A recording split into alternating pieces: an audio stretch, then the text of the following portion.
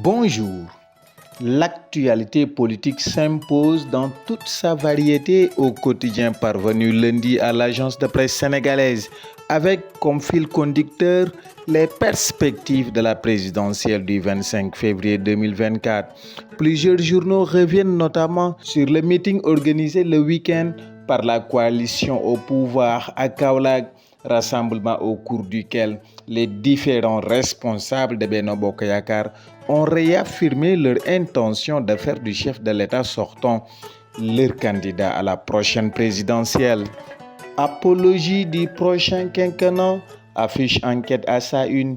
Au cours de ce meeting de rassemblement et de réconciliation, le Premier ministre Amadou Ba a invité les Kaolackois à se mobiliser pour offrir un second quinquennat au président Macky Sall, rapporte le journal Enquête.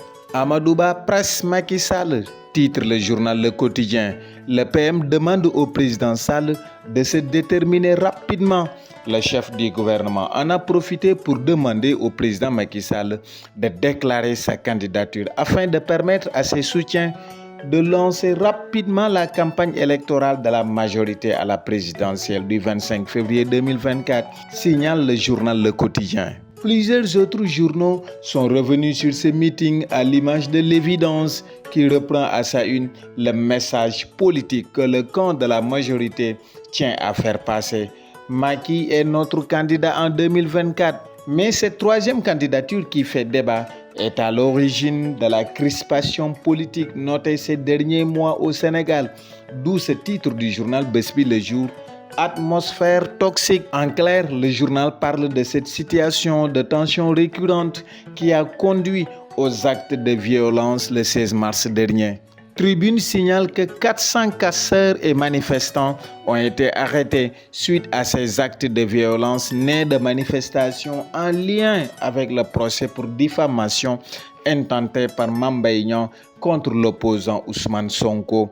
Après les manifestations du 16 mars dernier qui ont occasionné des morts, des incendies de bus et de magasins, c'est le temps des arrestations qui se poursuivent à l'aide des caméras de surveillance installées dans les artères de Dakar, souligne la Tribune. Le leader de Pastef, pour sa part, est malade après avoir été aspergé d'un gaz très toxique, indique le quotidien Yoor Yoor. De plus en plus, les nouvelles deviennent alarmantes au point que le parti Pastef pense qu'il urge de l'évacuer dans un pays étranger pour le faire soigner. Mais pour l'observateur, l'option de l'évacuation sanitaire n'est pas gagnée au regard des obstacles juridiques liés à cette opération. Seulement, tout n'est peut-être pas perdu si l'on en croit Vox Populi. Accalmie sur fond de manœuvre, titre ce journal, selon lequel Sonko s'emmure dans un silence stratégique pendant que Macky Sall s'affiche.